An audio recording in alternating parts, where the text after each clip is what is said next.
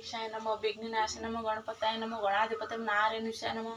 ओम श्री राधा कृष्णाय पादे पद्माय नमः। ओम नमः शिवाय। ओम नमः भागवते वासुदेवाय नमः।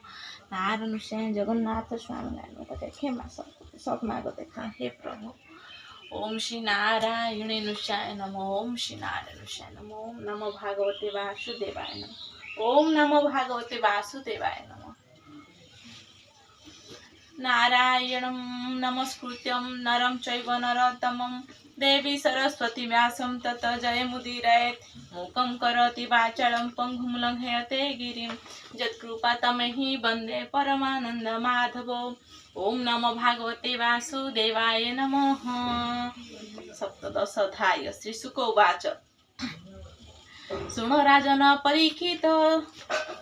शृणु राजन परीक्षित जे यज्ञलिंग जे अच्युत माया बामन अवतार ताहाक रूप जे अपार जार कनिष्ठ अंगुली रे ब्रह्मांड भाजीव निर्भरे तहु अद्भुत जलधार किया बा देवा पटांतर दुरित नाश स्मरणे प्राणी तरंती स्नान पाने तहु चली न तीखरे पड़ई भृंग प्रवतरे अलकानंदा नाम होई बहुगिरी रे से भ्रमई सुवर्णगिरी हिमालय ताहाकु करी से आश्रय अति प्रखर व्यग्र दिशे पड़ई भूमि भाग देशे तहु लवण सिंधु जले प्रवेश हुअंती निश्चले अन्य जे नद नदी जेते 7 सहस्र जे मते नानागिरी जन्म होई सिंधुरे प्रवेशंती जाई भारत बरसरे राजन ए कर्म क्षेत्र करी जान अपरे अष्ट जे बरस स्वर्गलोक रे जेहु बास तही पुरुषंक आयुष 10 सहस्र जे बरस देवता तुल्य पराक्रम नित्य हुअंती शेष दिन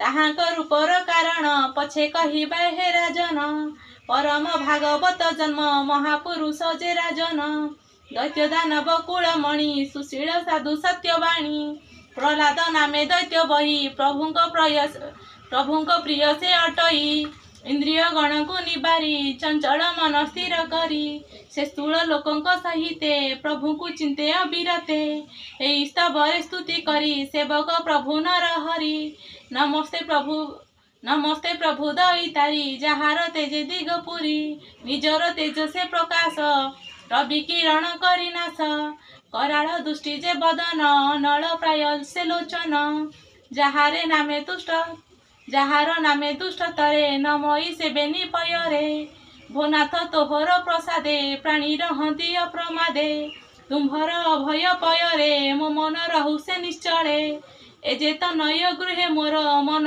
रहु हे ईश्वर तुम्भर भक्त जन संगे सुखे बंची बिना